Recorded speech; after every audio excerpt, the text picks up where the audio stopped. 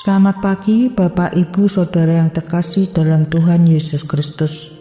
Senang sekali dapat berjumpa kembali dalam sapaan dan renungan GKI Salatiga pada hari ini Senin 14 Juli 2025 bersama saya Penatua Yuliani Nugroho. Sebelum kita mendengarkan firman Tuhan, mari kita berdoa.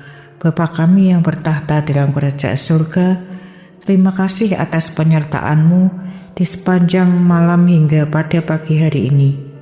Engkau bangunkan kami dengan badan yang segar dan sehat. Sebelum memulai aktivitas, kami rindu mendengarkan sapaan firman-Mu. Siapkan hati dan pikiran kami untuk mendengar dan mengerti serta melakukannya dalam kehidupan kami sehari-hari. Di dalam nama Tuhan Yesus Kristus kami berdoa dan bersyukur. Amin. Tema renungan pada pagi hari ini berjudul Ucapan Syukur Membuka Pintu Berkat. Ayat yang mendasari diambil dari Matius 15 ayatnya yang ke-36 yang berbunyi demikian. Sesudah itu ia mengambil ketujuh roti dan ikan-ikan itu, mengucap syukur, memecah-mecahkannya dan memberikannya kepada murid-muridnya. Lalu murid-muridnya memberikannya pula kepada orang banyak. Ketika berada dalam situasi yang sulit, tak mudah bagi kita bersyukur kepada Tuhan. Umumnya kita baru mengucap syukur saat mengalami pertolongan Tuhan, menerima jawaban doa, disembuhkan dari penyakit, dan sebagainya. Setelah Tuhan berkhotbah di hadapan orang banyak, datanglah orang berbondong-bondong meminta pertolongan kepadanya.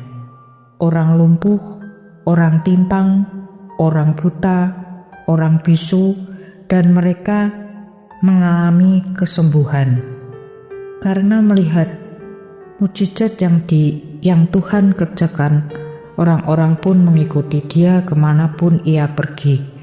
Berkatalah Tuhan, hatiku tergerak oleh belas kasihan kepada orang banyak itu. Sudah 3 hari mereka mengikut aku dan mereka tidak mempunyai makanan.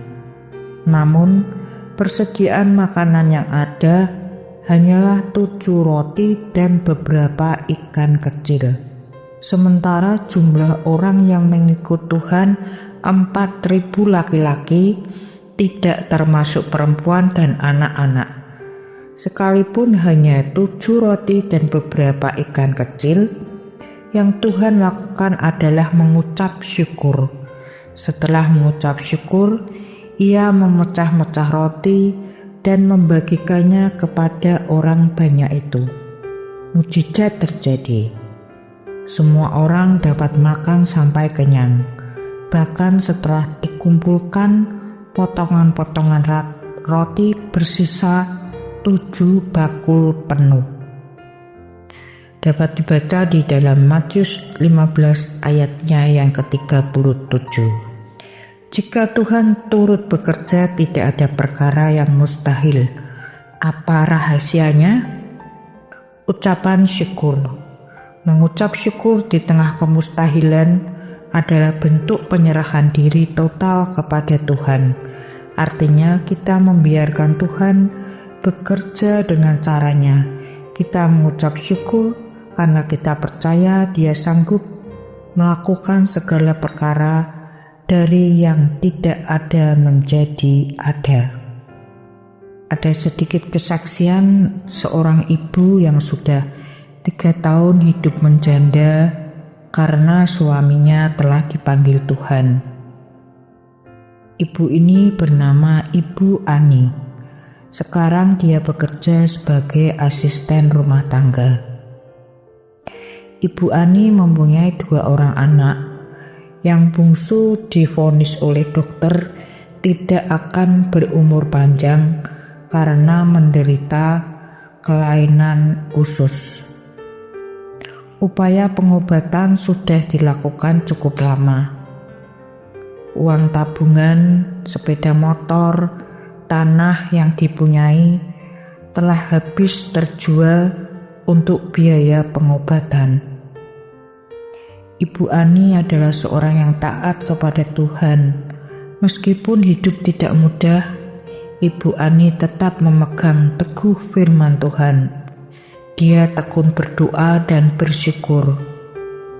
Tangan Tuhan tergerak untuk menolong Ibu Ani, yang akhirnya Tuhan kirim orang baik yang mau menjamin anak Ibu Ani untuk dapat berobat kembali. Sebulan yang lalu telah dilakukan operasi pemotongan usus dan sekarang dalam proses pemulihan. Apa yang dapat kita petik dari kesaksian seorang Ibu Ani ini? Tidakkah kita sering kurang peka atas berkat-berkat Tuhan dalam hidup kita? Kita bisa terbangun dari tidur semalam, menikmati hari yang baru. Itu adalah karunia yang luar biasa. Bagaimana seandainya kita tidak terbangun? Kita bisa bernapas tanpa menyadarinya. Sementara cukup banyak orang yang merasa sesak napas, bahkan harus dibantu dengan alat pernapasan. Sesulit apapun hari-hari kita, belajarlah tetap mengucap syukur, jangan bersungut-sungut, sebab persungutan justru akan memperburuk keadaan. Mengucap syukur di tengah kesulitan menggerakkan tangan Tuhan untuk menolong kita. Demikian firman Tuhan pada pagi hari ini. Mari kita berdoa. Terima kasih Tuhan untuk firman-Mu pada pagi hari ini. Kami mau belajar untuk selalu mengucap syukur dalam keadaan apapun dan membiarkan Tuhan bekerja atas kami. Kami serahkan seluruh kegiatan, aktivitas kami pada hari ini ke dalam tangan pimpinan-Mu. Di dalam nama Tuhan Yesus Kristus, kami berdoa dan mengucap syukur. Amin. Selamat pagi dan selamat beraktivitas bagi Bapak, Ibu, dan saudara-saudara sekalian. Tuhan Yesus memberkati.